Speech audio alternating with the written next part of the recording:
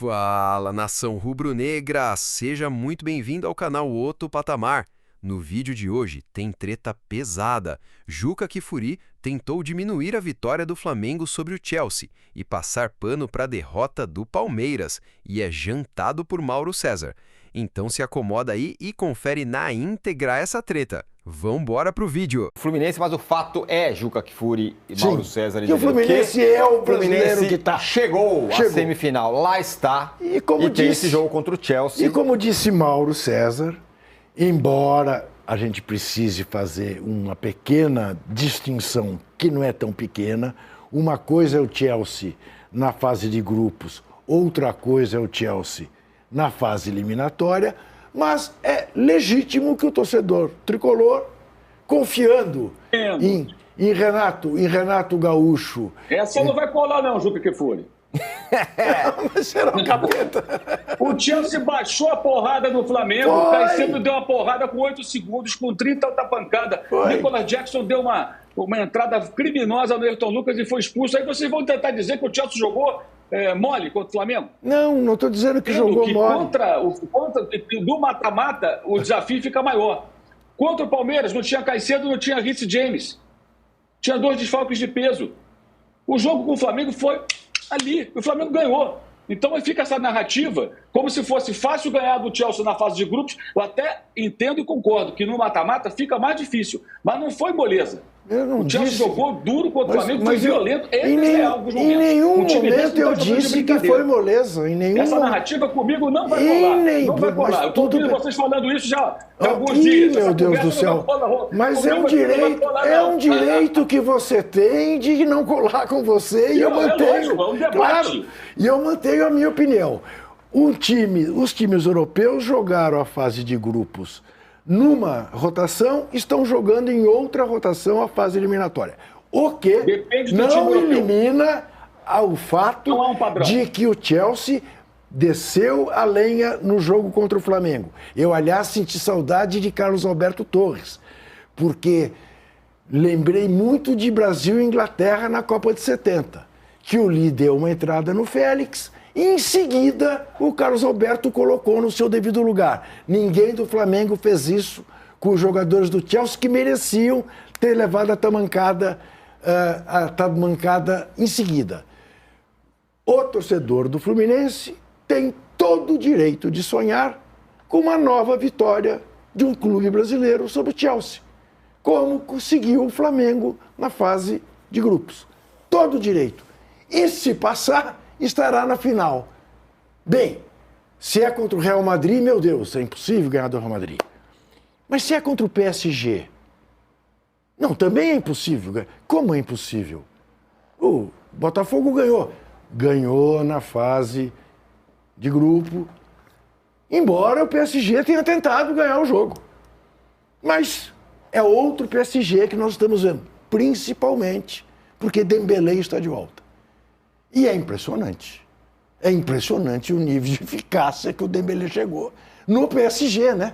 Porque eu acho o seguinte, ele pode tomar por base isso que o Mauro falou, o torcedor do Fluminense pensa, um tipo de torcedor, né? Que tem que todo mundo pensa igual.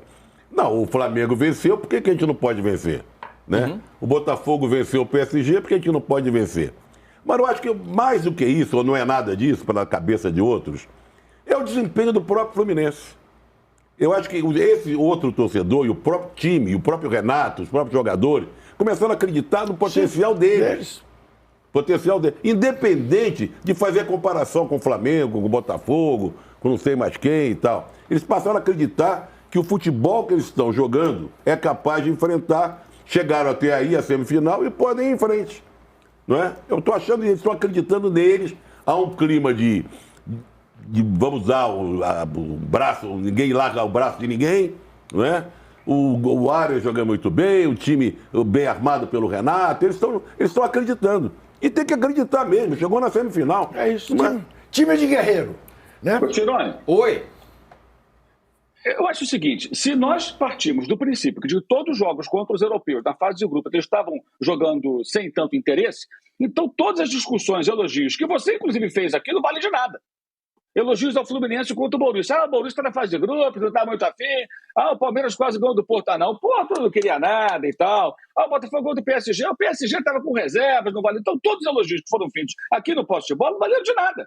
Porque o que vale só é o mata-mata. Existem diferentes comportamentos. No caso do Chelsea, esse time, em momento algum, jogou essa competição mole. Não jogou. Não jogou. Contra o Benfica não foi assim, contra o Flamengo não foi assim. E contra o Palmeiras também não foi assim. É um time jovem, é um time que tem algumas limitações, acho que até técnicas, algumas funções ali, algumas posições, por um investimento tão grande. É um time que oscila muito em função disso, que na Premier League foi mais competitivo nos grandes jogos do que nos jogos com pequenos. Tem vitória recente contra o Liverpool e tropeçava em times menores, mais fracos. É uma característica de um time ainda imaturo. E que jogou, por exemplo, contra o Palmeiras, tem 2 jogadores importantes. Isso foi muito pouco citado no meu entendimento, inclusive antes da partida. Então, assim, tem diferentes comportamentos aí. Bem distintos, bem distintos. O Manchester City, na minha opinião, jogou pré-temporada o tempo todo. Eu fui a 2 jogos do City. Jogou pré-temporada. Jogos de placar bailarino, muito soltos, assim, muita pouca preocupação. Até o Guardiola na eliminação não parecia nem um pouco incomodado, parecia até aliviado. Mas ontem a gente viu o PSG e o Bayern não, o couro comendo, os caras querendo ganhar. Chegou num outro nível. O Bayern contra o Flamengo ligou o turbo. Antes estava meia bomba, realmente. O PSG contra o Botafogo colocou reserva, mas depois foi lançando os titulares e não conseguiu reagir. O mérito do Botafogo é muito grande por aquela vitória. Então acho que tem um contexto, não pode tratar isso como se fosse uma coisa matemática, entendeu? Eu acho que não é matemática. E o Fluminense tem sim condição de vencer, mas tem que enfrentar o Chelsea. Tem que parecer mais com o Flamengo, a moda tricolor, do que com o Palmeiras. Ou seja, tem que subir marcação, tem que incomodar em alguns momentos. Os 2 gols contra o Al-Hilal acontecem em momentos que o Fluminense está todo no campo de ataque, com muitos jogadores no campo de ataque, dificultando a saída. Aí o Cancelo pega uma bola que ia saindo para escanteio, mantém viva, ela vai no Martinelli, o Martinelli está solto e faz um belo gol. E no segundo, o Renan, lógico, se atrapalha todo porque está pressionado. E a bola fica para o Eco. Repare que as 2 bolas, o jogador finaliza livre. E é mérito do Fluminense, porque o time alternou os momentos em que ele ficou se defendendo, com menos posse de bola o tempo todo, em que ele subiu a marcação para causar incômodo para o adversário. E funcionou, a estratégia foi boa do Renato, está ótimo, e eu acho que o Fluminense de novo vai fazer, acho que ele vai fazer de novo isso.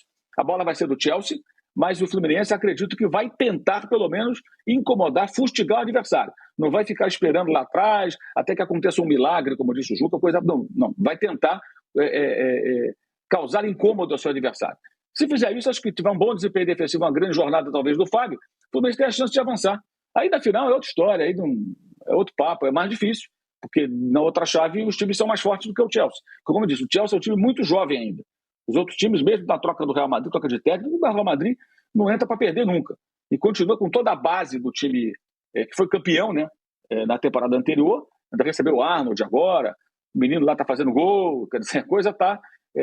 não é fácil. E o PSG mostrou sua força, mais uma vez, contra o Bayern de Munique, né? Tinha até um jogador a menos quando fez o segundo gol e conseguiu uma vitória importante contra o Bayern, interessadíssimo, né? No jogo à vera mesmo. Esse foi um jogo à vera.